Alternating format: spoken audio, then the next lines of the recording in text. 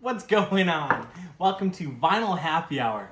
I'm Skyler Davis, owner of Culture Shock Clothing and Records, huge music collector with lots of cool details and new releases to talk with you about tonight on our weekly series of videos, which we kind of showcase and talk about what's interesting, what's new in the vinyl world, and especially the indie store exclusives coming out from the huge variety of different bands that are putting out special releases you can only get at your independently owned record stores.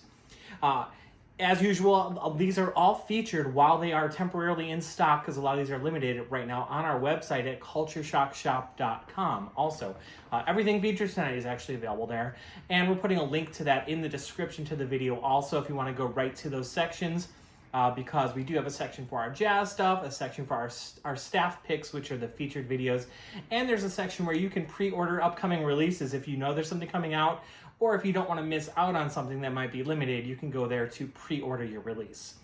Also, it was Cinco de Mayo this week and stuff like that. I probably should have put a little more thought into that, but I'd like to have usually a drink of whiskey or bourbon. This is a really great tasting one. I haven't had it for a while. It's in my little collection of liquors here. This is G4. It's a Reposado tequila from one of our local, winery stores and liquor stores. So it's really great tasting. And what's really cool is it almost has like that corn sweet flavor to it, even though it's a tequila. This is like a family heirloom tequila distillery out of Mexico. Got some nice background on that, and it's a great tasting tequila as well. So I thought I should celebrate with a little bit of that. So before I get into this, I want to talk about my video was planned, lined up. I had these 5 releases I wanted to talk about for Vinyl Happy Hour tonight, but that just went out the window this week. I don't want to talk about that between pressing plants and distributors and other things going on and shipping problems. So I kind of came up with a different video, but this was a really great happy accident. So I want to move right into some stuff. First off, I will mention there is a neon magenta color. I think it's probably going to be maybe the color of the album.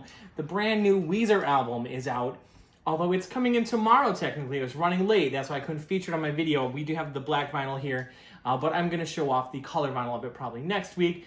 But if you can't wait for that or whatever, don't want to miss out on it, you can pre-order it and we will ship them out to you this weekend, or you can pick them up in store.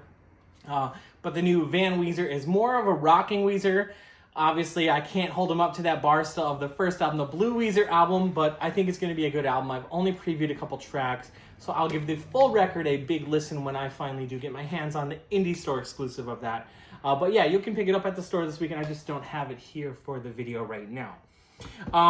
Next up, I want to talk about the Battle at Garden's Gate from kind of a younger band. We're still calling them a younger band. I think this is their 4th technical release from Greta Van Fleet. First of all, to get into the tangible part of this is something that had come out a couple weeks back, actually. But because of shipping and pressing and COVID world problems, the indie store exclusive was running late. But I'm so glad that I kind of got a chance to check this out a little more. If you haven't heard Greta Van Fleet yet, they have drawn hundreds and hundreds and hundreds of critical comparisons to some classic rock stuff. And I do have some more actual classic rock stuff to talk about here on Vinyl Happy Hour tonight. But these guys are a young group from Michigan, I believe, which is not a place you hear about a lot of big bands coming out of. And really high vocals, just great rockin' band, got a very classic rock feel to them.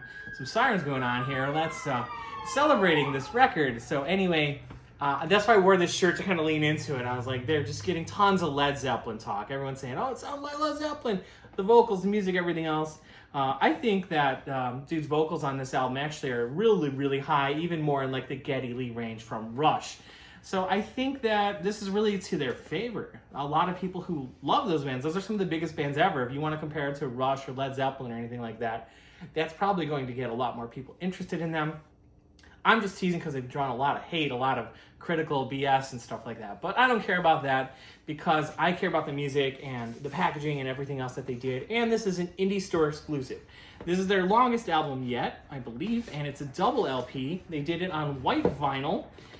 And it's kind of very cool packaging because you see it's this like gold foil embossed, and it's textured almost like an old hymn book or something like that. Very simplified artwork, kind of like the other band we were talking about. I noticed there's no name of the band on the jacket, which Obviously, especially those first 4 Zeppelin albums were really talked about. Not having the band's name on the cover was a big thing at the time. And it is gold embossed, like I said, front and back, but the artwork I think is really cool on the inside. It's very mystical looking. Oh, I don't want to forget, because these are not scripted, and I'm not taking very good notes usually. I'm kind of running on the fly with some stuff. But it does come with a booklet, and also continues with that kind of mystical theme, which I almost feel like at this point, are they just leaning into this whole Led Zeppelin thing? Because I'm getting some Zoso vibes here with all the symbolism used, and this is also, I believe, their 4th release, kind of like Zeppelin's Zoso. But each track has its inner notes and lyrics with different symbolism. I don't know much about the symbolism because that's something I don't really get into a lot, is the symbolism and the lyrics often. I like the music.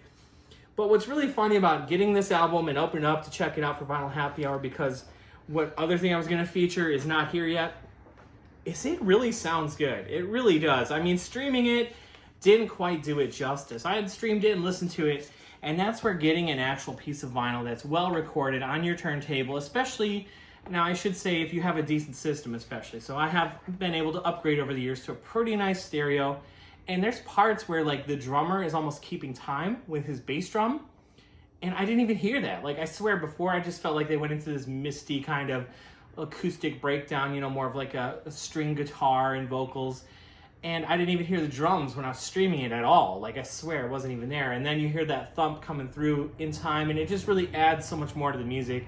But these guys, they're all pretty young. I believe there's 2 or 3 brothers in the band. I forgot the whole breakdown of that.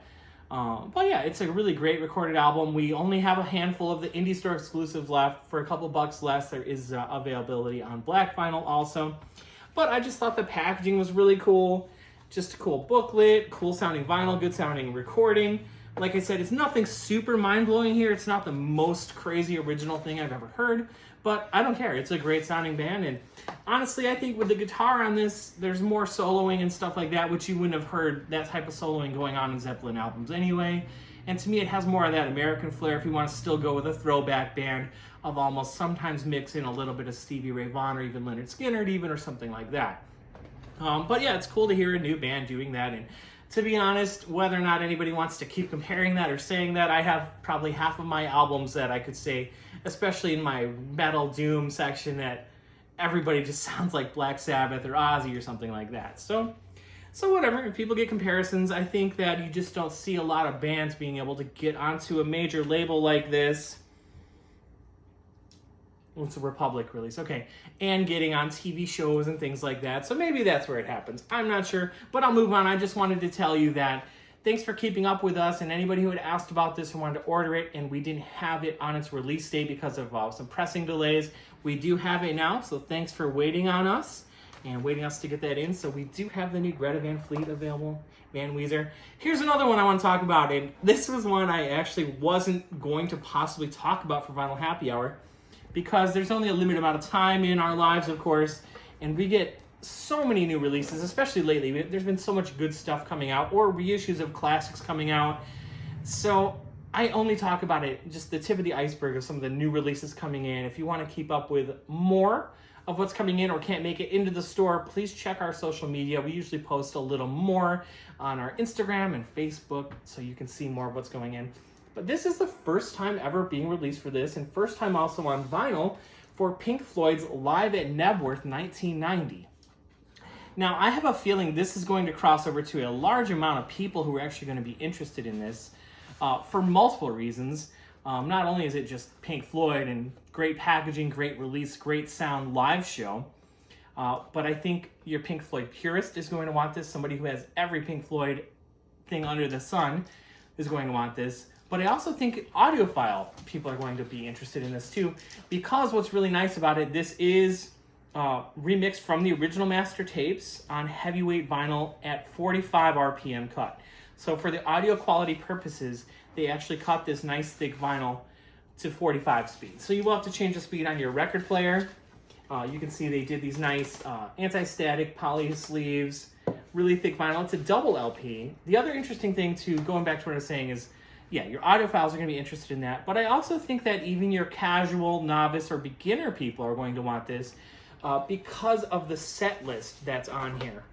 I can't show you and show myself at the same time, but it is only, I believe, 55 minutes long. Oh, let's just look at this photo. This is so cool to see their lighting rig set up and recording rig set up with this giant crowd of people.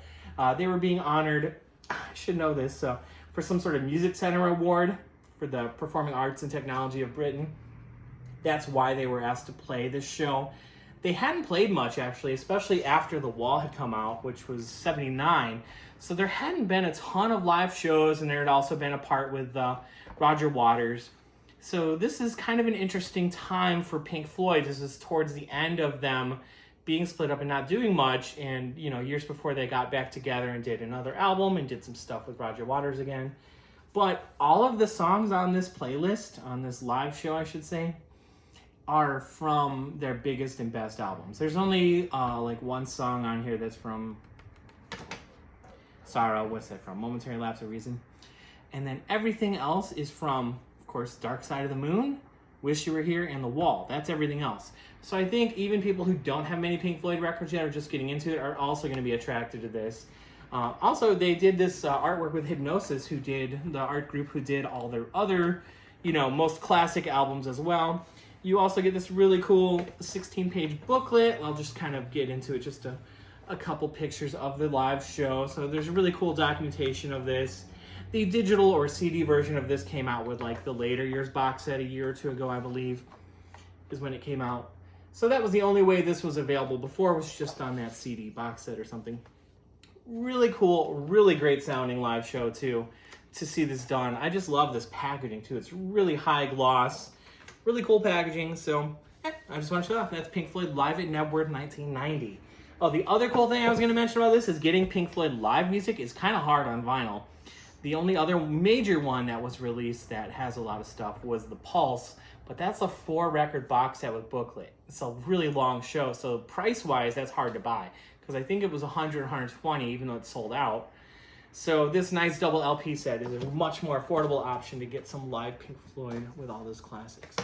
So this is another reissue of sorts, and all of these upcoming and previous ones I mentioned are still available on our website. The link for that is below at cultureshockshop.com. But this is going back to an early time of My Morning Jacket, because this is the 20th anniversary of At Dawn. And they did some super special things with their first album recently, which a couple years ago, Tennessee Fire came out. This is on color vinyl, so you'll see it's on this like clear orange vinyl. And it's a triple LP, so you get the album, plus you're getting Jim James, the vocalist of My Morning Jacket, a live acoustic set on the third album. So they did this nice big triple heavy-duty gatefold. Every record's on this clear orange vinyl. Really cool artwork, really cool packaging, really interesting edition of My Morning Jacket. So now that this is their second album, they did their first album a couple years ago, 20-year anniversary. This is their second album, At Dawn. I'm wondering now if they're going to continue forward with all of their albums. But I just wanted to show that off. I thought that was pretty cool. It's just a great album too. Really cool, mellow, folky, kind of indie rock vibe. Little countryish even at times on some of the earlier stuff. I felt like after this it started getting a little more soulful mixture to their indie sound. But this is kind of a 2-for-1, because that third album there, that his acoustic set, I could listen to that just as well as I could listen to the album almost. It's really great to hear those songs. And this is also a cool one to pick up, because I didn't know who My Morning Jacket was back in the beginning of 2000. So this one kind of I picked up a little bit later. So really cool packaging, and I'm probably thinking this band is pretty substantial, and I think I may want to see their other albums eventually come out with the same type of format if they still have those recordings too. So that's another cool 20th anniversary release. I've noticed a lot of bands doing anniversary releases lately. I have a sleeper to talk about. I have an album that, because of the way we changed around our videos and stuff, I had ordered this and looked into this a while back. I didn't know much about it, but it sounded interesting. Let me talk about a couple other things first, though. So, okay, before I get into that, just some stuff that is out of printer, has been gone for a long time that we got back in. Ice Cube Lethal Injection. I'm building up my classic hip-hop collection in the store and in my personal collection. So this came out a few years ago, but it's been hard to get. And we did get some more of the older Blue Notes in, too. This is the 75th anniversary that had been out a few years ago, but had been out of print. Wayne Shorter Juju. I talked about Wayne Shorter a couple weeks ago. If you want to go back and check out that video, please check out our previous videos. Also like and subscribe to this channel, please. We love to see your comments. Give a little thumbs up. That's a cool little feeling. And anyway, he's just another great tenor sax player. Played a lot with Miles Davis. Did a lot of stuff with Weather Report. Probably one of my favorite albums of his. Been hard to find. And another one of my classic Blue Note pieces. We just got some more reissues of the Empyrean Isles from Herbie Hancock. Of course, one of everyone's favorite and most well-known, the Cantaloupe Island, is on that. But let's talk about my sleeper of the night. This is my final release I want to discuss with you. I don't know if anyone has heard of her. No one's let me know. I didn't know anything about her yet. A.A. Williams. Who is she? Does anyone know? Have we heard her yet? Because thank God she released this. I'm going to go back and check out some of her previous albums now because of this. But this is Songs from Isolation. And the main reason I kind of picked up on it was I heard a little sample of her cover of Every Day is Exactly the Same from Nine Inch Nails, of course. So I was like, well, this is interesting. Who's doing this Nine Inch Nails cover? And then I kind of checked it out, read up on her a little bit. A Londonite, I believe. She's a London vocalist and multi-instrumentalist, actually. She plays cello, guitar, and other things, too. But this is hauntingly beautiful. Just a really freaking cool release. Nice thick gatefold. The cover's on here, though. Let's pull out the record first so you can see the record. Comes with download, nice inner sleeve. Black and white swirl vinyl, always cool to hear that. But, oh my God, it starts out with Love Song, one of my favorite Cure songs. Where's My Mind, the Pixies, If You Could Read My Mind, Gordon Lightfoot, kind of couple older covers in here. Creep from Radiohead, Nights in White Satin. The way she does this is so cool. Great Moody Blues, probably my favorite Moody Blues song, early kind of prog-ish song. Be Quiet and Drive, Deftones. The Nine Inch Nails song, Into My Arms, a Nick Cave song, and Porcelain of the Vast Oceans, Smashing Pumpkins song. So all the covers I really like. The really threw me off with the Gordon Lightfoot and the Moody Blues. That was really cool. But very haunting, very, very minimalistic in some points, and her just cool voice just kind of trickling through some of the really light music. So this is another one that can really put your stereo to the test, and being able to pick those up without having any feedback or noise from your cartridge, your needle, your stereo, any of that other stuff.